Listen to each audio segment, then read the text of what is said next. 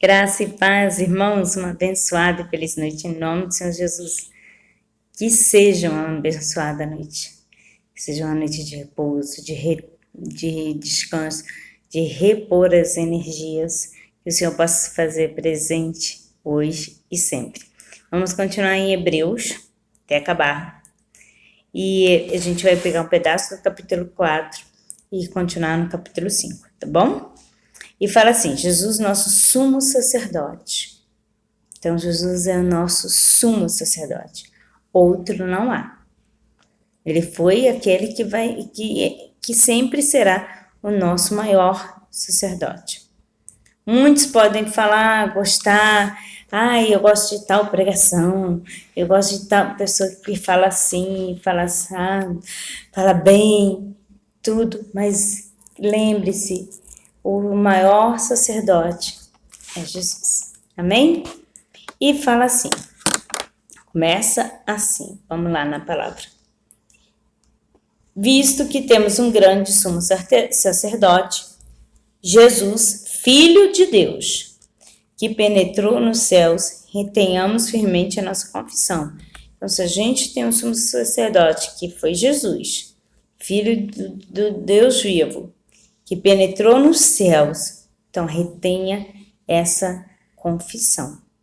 Então ele fala, retenhamos nossa confissão, porque não temos um sumo sacerdote que não possa compadecer-se das nossas fraquezas, porém um que, como nós, em tudo foi tentado, mas sem pecado.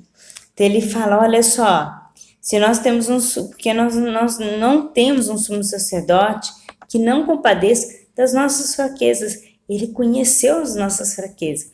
Ele conheceu da forma humana, né, as nossas fraquezas. Ele sabe que eu e você somos fracos. Nós temos fraquezas, nós temos limitações. Vai ter dia que você está bem, tem dia que você não vai estar. Isso não importa para Jesus. Ele quer você colocando ele como sumo sacerdote na vida. Na vida. Ele é o teu princípio, o teu meio e o teu fim. É isso que ele quer. E ele fala, porém, ele é como nós. Em tudo foi tentado. Lembra? Ele foi levado ao deserto, né? Pelo diabo, foi tentado, né? Depois dos 40 dias. Ele foi tentado pelos homens, né? Foi tentado até por pessoas que eram próximas a ele. Porém, ele não teve pecado. E o único que não teve pecado foi Jesus. Cheguemos, pois, com confiança ao trono da graça, para que possamos alcançar misericórdia e achar graça, a fim de sermos ajudados em tempo oportuno. Então, para chegarmos ao trono da graça, a gente precisa confiar na confissão que a gente faz de Jesus, o Deus vivo, Deus, né, que veio, que não teve pecado, porém a gente que sabe das nossas fraquezas, mas por isso a gente precisa chegar e tocar e no momento oportuno alcançar misericórdia, achar graças diante dele, chegar diante do trono. Então o Senhor, ele nos dá isso, sim, ele sabe, mas ele quer ver da gente. Ele precisa nos ver assim, amém? Porque todo sumo sacerdote tomado dentre os homens é constituído a favor dos homens, nas coisas concernentes a Deus, para que ofereça dons e sacrifícios pelos pecados, e possa compadecer-se eternamente dos ignorantes e errados, pois também ele mesmo está rodeado de fraqueza. Aí ele fala do sacerdote terreno. Nosso sumo sacerdote é Jesus, ele está falando de sacerdote terreno. O sacerdote terreno, ele precisa principalmente oferecer dons, sacrifício pelos pecados de quem ele está ali próximo e principalmente compadecer-se eternamente. Eternamente é ter amor, eternamente, dos ignorantes e errados, pois também ele mesmo está rodeado de fraqueza. Então, se você não vê como seu sacerdote que ele é uma pessoa que também erra, você está sendo iludido. Você não está conseguindo ver com os olhos certos o que Deus quer para nós, né? O único que não teve pecado foi Jesus. O restante é tudo pecador. Eu, você, todos pastores, apóstolos, todos nós pecamos. A diferença de que podemos chamar de sacerdotes aqueles que oferecem sacrifícios de dons pelos pecados, né? Pelos pecados, e tem ternura no coração com os ignorantes e errados, pois também ele sabe que é rodeado de fraqueza. E por essa causa deve ele, tanto pelo povo, também por si mesmo, fazer oferta pelos pecados. Então, ele faz oferta, ele é obrigado a fazer oferta pelo meu e teu pecado? A Bíblia fala que sim. Como que é a oferta dele? Deus que vai colocar jejum, orações, ensinamentos, missões, por que não? E ninguém toma para si essa honra, senão o que é chamado por Deus como Arão. Então, a honraria de sacerdócio é dado por Deus, tá? Não é dado pelos homens, tem que ser dado como chamado de Deus. Assim também Cristo não se glorificou a si mesmo para ser sumo sacerdote, mas aquele que lhe disse: Tu és meu filho, hoje te gerei. Como também diz no outro lugar: Tu és sacerdote eternamente, segundo a ordem de Melquisedeque. Então ele vira e fala assim: Olha,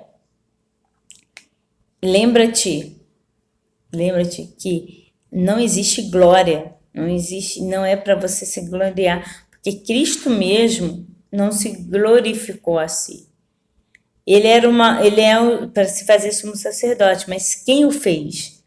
Deus, quando ele falou assim: Tu és meu filho, hoje te gerei. Como também diz numa outra passagem, em outro lugar, né? Tu és sacerdote eternamente, segundo a ordem de Melquisedeque. Então, Jesus não se fez sumo sacerdote, Deus o fez sumo sacerdote. O qual, nos dias da sua carne, oferecendo com grande clamor e lágrimas, orações e súplicas, ao que o dia livrar da morte foi ouvido quando ao que temia. Ao qual, nos dias da sua carne, oferecendo com grande clamor, lágrimas, orações e súplicas, ao que podia livrar da morte. Quem podia livrar Jesus da morte? Deus. Foi ouvido quanto ao que temia. E ele chorou, né? Ele foi para Getsemane, ele chorou ali. E ele pediu ao Senhor que, se fosse possível, que afastasse dele esse cálice. Se não, que ajudasse a passar.